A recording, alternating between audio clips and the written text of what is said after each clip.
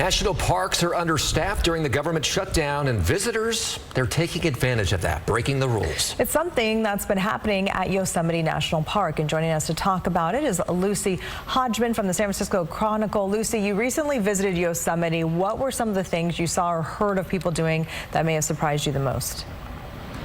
I did. You definitely hear a couple of reports of people parachuting off the rock formations there, or even paragliding, things that are a little more exciting, but I think that that's happening a lot less often than the sort of quieter, more subtle breaking of the rules. So people parking overnight where they're not supposed to, saw quite a few people smoking, which wouldn't happen normally, some drones flying overhead, sort of smaller violations that would go unnoticed normally, but wouldn't really be happening if the government wasn't shut down. Yeah, I mean, when mom and dad are away, people tend to play. So how's the shutdown impacting the staffing numbers there at Yosemite?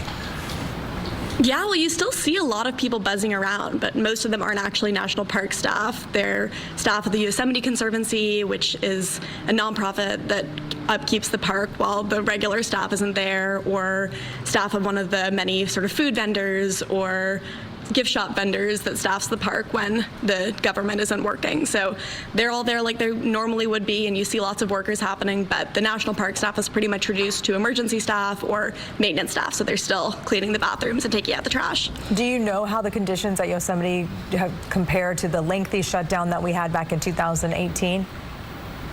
Yeah, I mean, I wasn't here in 2018, but from what I heard, things were a little bit harder on Yosemite. They had to close a couple of campsites and trails due to trash or even human waste that got left around. So I haven't seen too much of that this time. There definitely wasn't any sign of it on my trip. Things seemed pretty busy and clean and as lovely as they ever would be.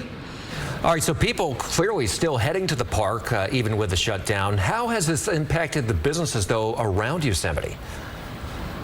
Yeah, from what I've heard, businesses are actually seeing a little bit of an uptick. It's held since the shutdown started about a month ago. I've heard about a 20% increase from what they normally would be seeing this year, but it's still nowhere near those summer levels. I think October and November now is the off season anyway. So things have decreased a little bit from where they would be a couple months ago, but it's definitely more of a tourism season than they're usually getting in November, with the park being free as it currently is. All right, Lucy, thanks so much. We appreciate your reporting. Thank you.